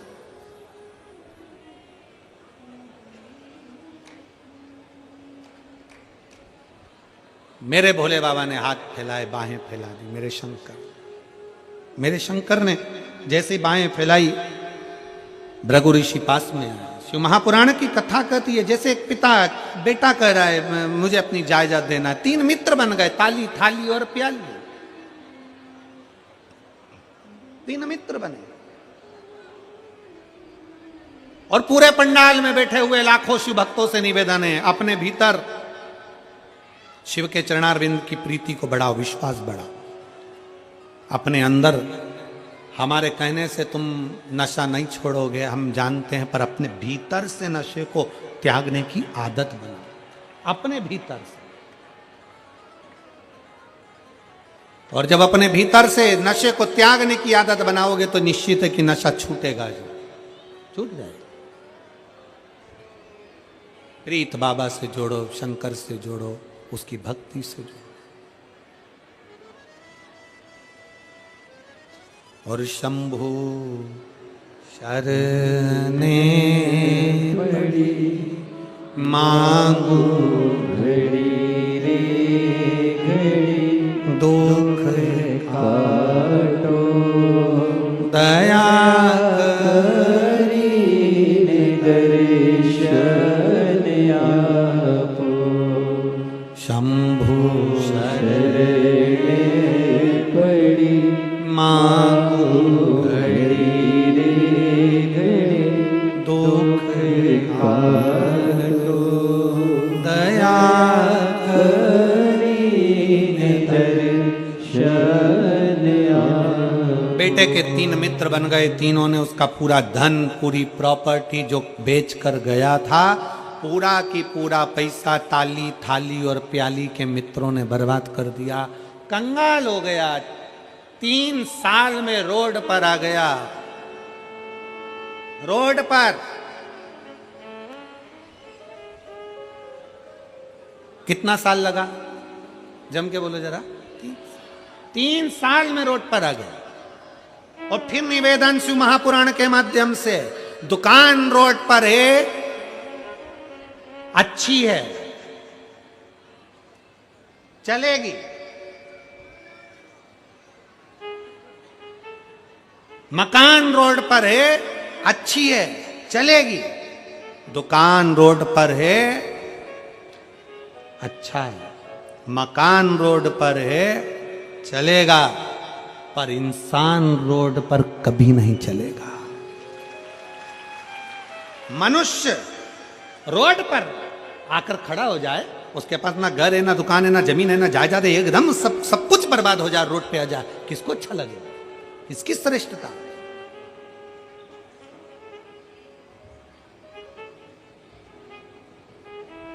दुकान रोड पर आना चाहिए, अच्छी बात है। मकान रोड पर होना चाहिए, अच्छी बात है, पर इंसान रोड पर नहीं होना चाहिए। इंसान रोड पर ना आए। उसका जीवन कैसा निकलता है ये वही जान सकता है, उसकी जिंदगी कैसे चलती है ये वही जान सकता है, उसका जीवन कैसा होगा ये वही जान सकता है। 3 साल में रोड पर आ गया, सब बेच दिया, सब समाप्त हो गया। अपने मित्रों के पास गया, ताली मित्र के पास जाकर बोला भैया मुझे 500 रुपए दे दे, मुझे गांव तक जाना है। थाली मित्र के पास जाकर बोला मुझे 500 रुपए दे दे, मुझे गांव जाना है। प्याली मित्र के पास जाकर बोला मुझे पैसे दे दे 500 रुपए, मुझे मेरे गांव जाना है। अरे गांव जाकर क्या करेगा? अब तो पिताजी की पूरी जायदाद बेच खाया, अब गांव जाकर क्या करेगा? नहीं नहीं, मेरे पिताजी के पास मुझे जाना है, मुझे जाना है। बस ललक लग गई, किसी ने अठन्नी ना दी, 1 रुपया भी नहीं दिया, चवन्नी भी ना दी। और आखिरी में वो बेटा पैदल पैदल पैदल पैदल अपने गांव को चला गया। गांव पर गया तो पिताजी खेत पर काम कर रहे थे, और पिताजी खेत पर काम कर रहे, काम करते हुए पिताजी ने जो देखा कि मेरा बेटा आया है, पिताजी खड़े होकर बाहें फैला लिए।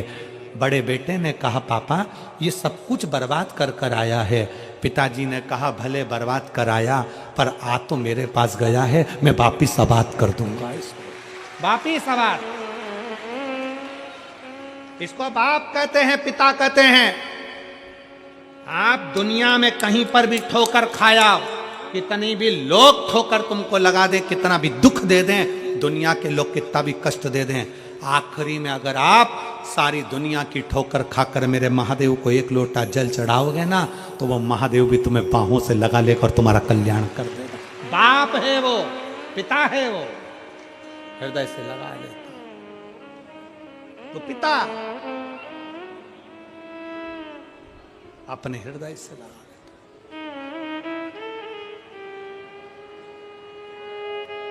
क्यों ना लगाए? महाराज हम उसके पुत्र हैं, हम उसकी संतान हैं, हम उसकी बेटियां हैं। फिर निवेदन करूंगा मैं यहां पर बैठी हुई मेरी जीजियों से, मेरे जीजाओं से, बेटाओं से, बेटियों से, माताओं से, भाइयों से, कि प्रयास करना,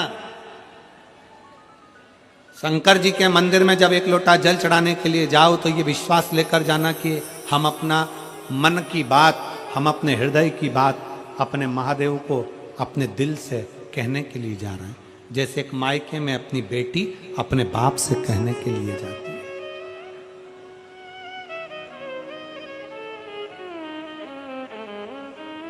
शिव से कहने के लिए कहा।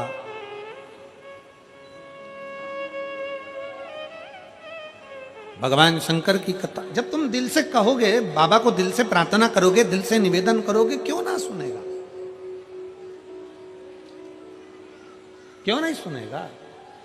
दिल से बोलो तो सही, आप दिल से पुकारो तो सही, और जब दिल से पुकारोगे तो वो सुनता जाए।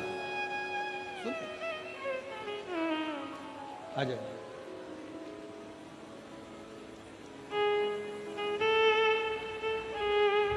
23 साल के बाद हुआ है। एक बार जोरदार ताली बजाकर। शंभो शंभो।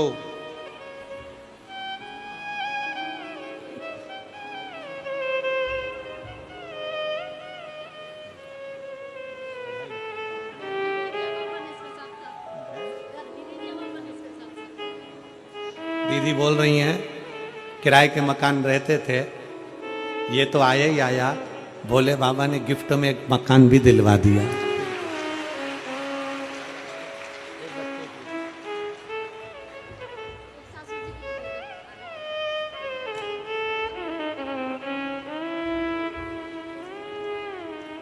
शिव तत्व की प्राप्ति।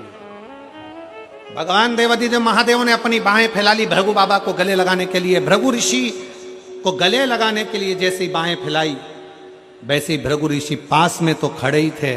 भगवान शंकर बाहें फैलाते हैं और जैसे ही बाहें फैलाते हैं तो भृगु ऋषि शंकर भगवान जब पास में आने लगे उनको गले लगाने के लिए, तो भृगु ऋषि ने उनको रोक दिया। भृगु ऋषि ने रोक दिया।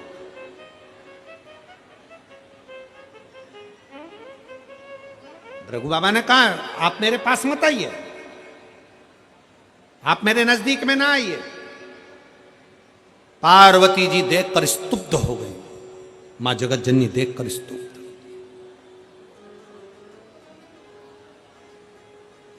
ये क्या हो रहा है, ये क्या है? पार्वती जी स्तुब्ध हैं और एकदम स्तुब्ध होकर माता पार्वती जी ने विचार किया। माता पार्वती जी स्तुब्ध हो गई और स्तुब्ध होकर माता पार्वती ने विचार करा ये क्या हो रहा है, ये क्या है? शंकर भगवान गले लगाने के लिए भृगु ऋषि के लिए बाहें फैला रहे हैं और भृगु ऋषि उनको रोक दिए हैं। शंकर भगवान ने पूछा भृगु बाबा मैं आपको गले लगाना चाहता हूं, आप मेरे दरवाजे पर आए हो, अतिथि देवो भव। दरवाजे पर अगर अतिथि आए तो उसका आदर होना चाहिए। 33 कोटि देवता में केवल एक देव अधिदेव महादेव ऐसे हैं जो अतिथि का पूर्ण रूपेण सत्कार करते। आप आए, बाहें फैलाई, भृगु ऋषि ने मना कर दिया आप मेरे गले नहीं लगे, मैं आपके गले नहीं लग सकता भोलेनाथ। शंकर भगवान ने पूछा क्यों? भृगु ऋषि कहते हैं कि आपके तन पर चिता की भस्म लगी है, आपके तन पर चिता की भस्म रमी है, आपके शरीर पर चिता की भस्म है। शंकर भगवान पार्वती जी को देख रहे थे, पार्वती जी शिव जी को देख रही थी। शिव महापुराण की कथा कहती है शंकर पर चढ़ा जल, शिव को चढ़ाकर जल का आचमन बड़ी से बड़ी बीमारियों को समाप्त कर देता है। दुनिया के लोग चाहे कितना ही कहें कि शंकर का जल मत पियो, शंकर की बेलपत्र मत खाओ, शंकर का ये मत खाओ। शिव महापुराण की कथा कहती है निवेदन है बेलपत्री खाओ, जल पियो, पर दूसरे का हराम का धन मत खाओ, भगवान का भजन। कई लोग कहते हैं हम प्याज नहीं खाते, वो कहता हम लहसुन नहीं खाते, वो कहता हम ये नहीं खाते, और दूसरे का माल मिल जाए तो डकार जाते। दूसरे का धन मिल गया डकार गए, दूसरे का पैसा मिल गया डकार गए, किसी का पड़ा हुआ मोबाइल मिल गया डकार गए। शिव महापुराण की कथा कहती है ऐसा ढोंग का जिंदगी मत जियो, ढोंग की जिंदगी से अच्छा है ढंग की जिंदगी जियो तो शिव मिल जाएगा। ढोंग की जिंदगी शंकर को प्रियता नहीं है, शंकर की प्रियता ढंग की जिंदगी है, अच्छी जीवन को जीने का प्रयास।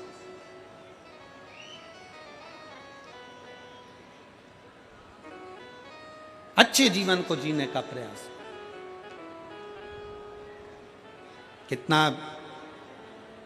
कितने कितने रुपए लगाकर आप लोग यहां पहुंचे हो? जम के बोलो जरा, कोई 50, कोई 100, कोई 200, कोई 150 रुपए लगा के तो यहां पहुंचे होगे ना? जम के तो बोलो जरा, पहुंचे हो यहाँ? अब तुम 150-200 रुपए लगाकर यहाँ पहुंचे हो तो क्या करने के लिए पहुंचे हो? जम के बोलो जरा, कथा सुनने के। अब तुम्हारा ध्यान कथा में कम, जैसे कैमरा आया। अब ऐसा तो तुम 150-200 रुपये तुम्हारे घर के पास में जो एक फोटो का स्टूडियो हो ना, वहाँ जाके 200 रुपये पकड़ाते और एक आध फोटो खिंचवा लेते। यहाँ तो मेरे बाबा की कथा है, उसके दिल में तुम्हारा फोटो खींचना चाहिए तो बात है। यहाँ हाथ हिलाने से कुछ नहीं होगा। ये कैमरे का काम है, वो तो घूमता रहेगा। तुम्हारा दिल कहाँ लगा? फिर वही वाली बात आ गई, दिमाग नहीं लगाना, दिल लगा। परंतु हम तुरंत जैसे ही कैमरा आया हाथ हिला दिए। अरे भाई वो एक गाना था, तेरा फोटो दिले से चिपका के रखूंगी, कौन सा है भगवान जाने, वो तो मैं देख लूंगी।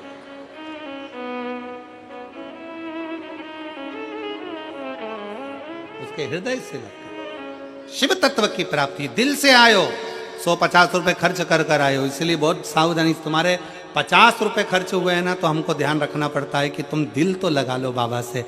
झोली भर कर लेकर जाना है, हाथ हिलाने के चक्कर में रह जाओगे ना तो वो भी ऊपर से हाथ ही हिला देगा, क्या मतलब है?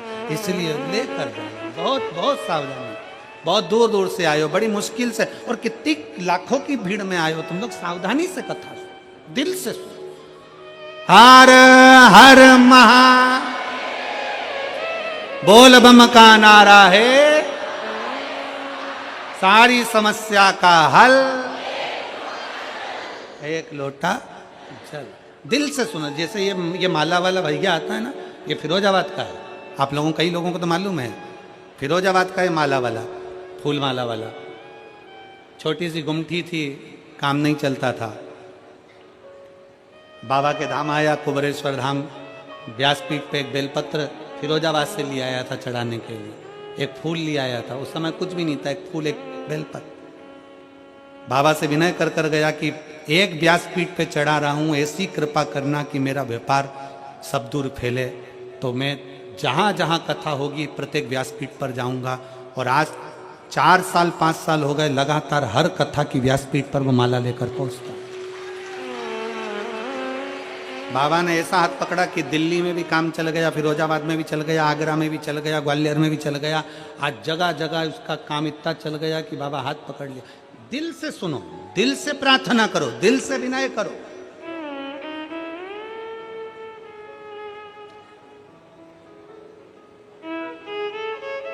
भगवान शिव को तुम्हारा हृदय बड़ी प्रिय है, वो दीजिए। भृगु ऋषि के लिए भगवान ने हाथ फैलाया, भृगु बाबा रोक दिए। तुम चिता की भस्म लगाए हो, चिता की भस्म लगाए हो तो मेरे करीब में मत आना। शंकर भगवान पार्वती को देखते रह गए, पार्वती जी शिव को देखती रह गई।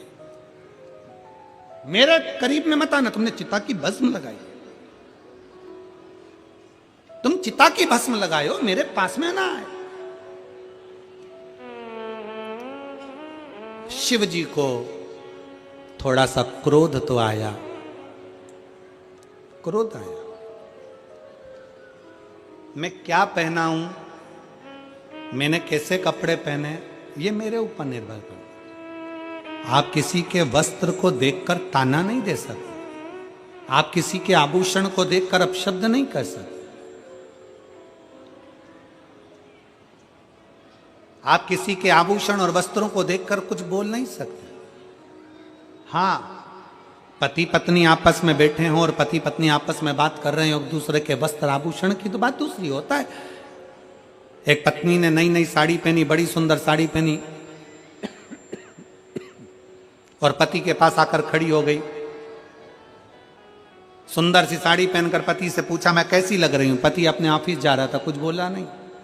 पत्नी ने फिर पूछा मैं कैसी लग रही, पति नहीं बोला। पति को मालूम था मैं बोलूंगा और लड़ाई होगी, क्या मतलब बोलने से। पत्नी ने फिर पूछा मैं कैसी लग रही, पति ने कहा तू ऐसी लग रही जैसे हरी घास में भैंस चल रही। अब तुझे पूछने की जरूरत क्या थी उससे, क्यों पूछे? शिव महापुराण की कथा कर रही है, पति पत्नी आपस में हास्य व्यंग करें, मना नहीं। पति पत्नी आपस में हसमुख रहें, मना नहीं। पर शिव महापुराण की कथा कहती है कि कोई पर को, कोई किसी दूसरे को, साधु हो, सन्यासी हो, व्यक्ति हो, गृहस्थी हो, कोई साधारण सा कोई बेटी हो, कोई बेटा हो, कोई अन्य व्यक्ति हो, किसी पर आप कमेंट्स नहीं कर सकते, आप किसी को अपशब्द नहीं कह सकते, आप किसी को ताना नहीं दे सकते, किसी के परिधान पर, किसी के वस्त्र पर, किसी के आभूषण पर।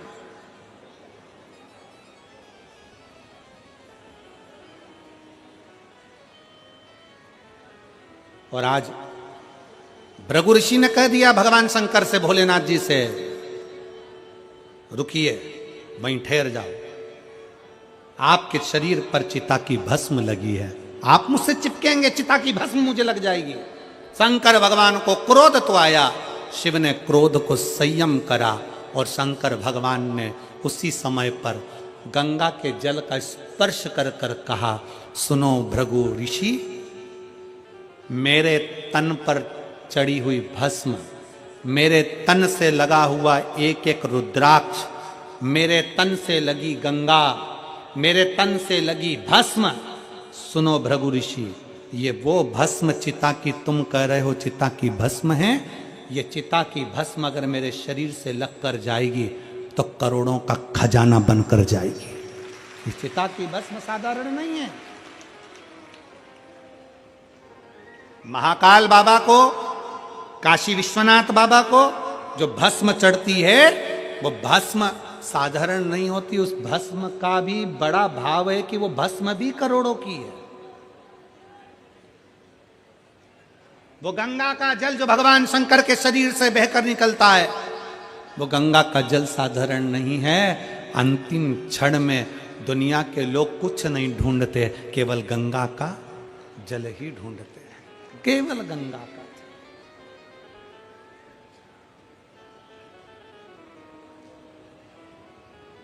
और दुनिया के लोग पहले बेलपत्री का महत्व नहीं जानते थे, अब शंकर जी पे चढ़ी हुई बेलपत्री का क्या महत्व है ये पूरी विश्व जान गया। इसलिए आप शंकर जी पर बेलपत्र चढ़ती है तो लोग उसको उठा कर ले जाते हैं, क्योंकि वो बेलपत्र साधारण नहीं होती, रोग मुक्ति के लिए होती है, औषधि। कल एक बहन कह रही थी, गुरुजी हम शंकर जी के मंदिर जाते हैं और शंकर जी पे चढ़ी हुई ज्यादा बेलपत्र नहीं मिलती, एक बेलपत्र मिलती है, तो क्या उस बेलपत्र को हम पूरे परिवार समेत बांटकर खा सकते हैं? क्यों नहीं? बेलपत्र का एक अंश मात्र की डंडी भी, एक अंश मात्र की पत्ती भी अगर तुम्हें प्राप्त हुई है तो समझ लेना शंकर ने तुमको औषधि प्रदान करी है। जरूरी नहीं कि पूरी 3 पत्ती की बेलपत्र पूरे घर के लोगों को मिले, एक बेलपत्र 3 पत्ती की चढ़ी हुई अगर मिल गई है तो उस बेलपत्र के छोटे छोटे टुकड़े कर कर भी घर के 15 लोग, 20 लोग, 25 लोग, 10 लोग, 12 लोग जो घर में है, कण कण मात्र भी अगर खाते हैं तो उसका भी फल है, उसका भी फल है।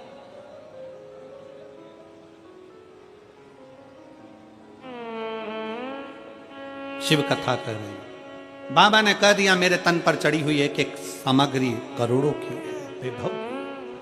भृगु ऋषि अब चल दिए भगवान विष्णु के यहाँ, नारायण के यहाँ पर पहुंचे। जैसे ही पहुंचे तो लक्ष्मी जी के ध्यान में तो था कि ब्रह्मा जी के पास में बैठकर आए हैं, भगवान शंकर का अपमान कर कर आए हैं भृगु ऋषि, और अब नारायण के पास आए हैं। लक्ष्मी जी चरण दबाने में लगी थी, भृगु ऋषि आए, लक्ष्मी ने हाथ जोड़कर उनको प्रणाम किया, बाबा आइए बैठिए, प्रभु सो रहे हैं, मैं जगाती हूं। इतनी देर तो होना ही थी और भृगु ऋषि सैया पर चढ़कर भगवान नारायण की छाती पर एक लात मार दी, चरण का प्रहार कर दिया।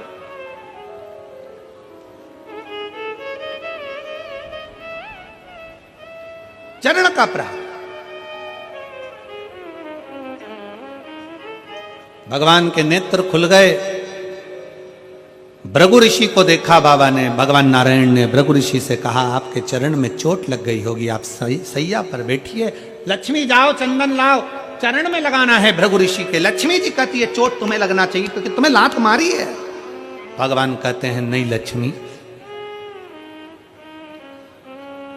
भृगु ऋषि के चरण में चंदन लगाया तो भृगु ऋषि की आंख में जल भर गया। नारायण से कहा नारायण आज मुझे बड़ी ग्लानि हो रही है। क्या ग्लानि? मैंने आज शंकर का अपमान कर दिया, शिव का।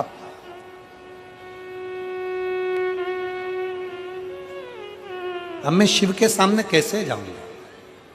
भगवान नारायण कहते हैं कि शंकर भगवान व्यक्ति के अवगुण कभी नहीं देखते, शंकर भगवान तो व्यक्ति के गुण देखते हैं। और बहुत ध्यान से सुनना मेरी जीजियों, मेरे जीजाओं, मेरी माताओं, मेरी बेटियों, बेटाओं, पशुपति नाथ का जब आप व्रत करते हो थोड़ा सावधानी पूर्वक सुनिएगा। पशुपतिनाथ का जब आप व्रत करते हो किसी कामना के लिए, 5 सोमवार का व्रत होता है, पूजा की थाली सवेरे लेकर जाते हो, अभिषेक का सामान लेकर जाते हो, शंकर जी के मंदिर में अभिषेक पूजन करते हो, शाम के समय वही थाली वापिस जाती है, उसमें 6 दिए जाते हैं। कितने दिए? 6। प्रसाद जाता है, हिस्से होकर नहीं, एक साथ जाता है। 6 ही दिए भगवान शंकर के सामने जमीन पर रखे जाते हैं। 5 दिए प्रज्वलित करे जाते हैं। प्रसाद के 3 हिस्से करे जाते हैं, तीनों हिस्से सामने रख दिए जाते हैं। बाबा की पूजन अर्चना होती है।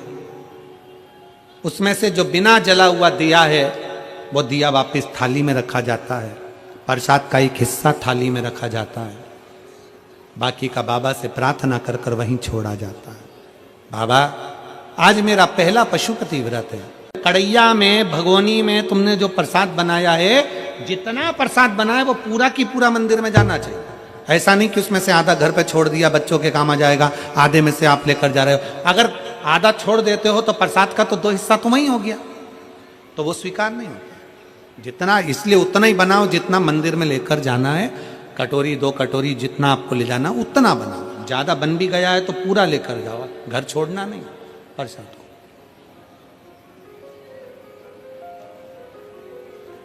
एक ही मंदिर में 5 व्रत करिए, प्रत्येक व्रत में यही नियम चालू करो।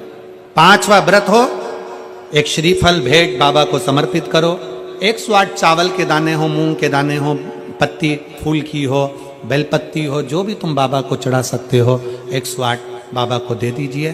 श्रीफल समर्पित कर कर वैसा की वैसा ही 6 दिए रखकर, 5 दिए जलाकर, 1 दिया उठाकर, प्रसाद का एक हिस्सा लेकर अपने दरवाजे पर आओ, दिया लगाओ, बाबा से विनय कर कर अंदर जाओ और कह दो बाबा से आज मेरा 5वां व्रत पूर्ण हुआ है। इसको स्वीकार लेना,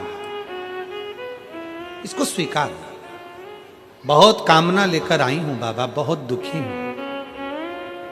मेरे महाकाल राजा, अपना दिल का भाव किससे कहूं? ए मेरे ओघड़नाथ, अपने मन की बात मैं किससे कहूं? मेरे भोलेनाथ, आपसे विनय है, मेरे दुखों को काट देना। मेरा अगला जो समय आए, नूतन जो वर्ष आए, वो मेरी जिंदगी में बहुत खुशियां लेकर आए। मेरे महाकाल राजा, बहुत खुशियां। बाबा को प्रार्थना मिलेगा। अब कई माताएं कहती है गुरुजी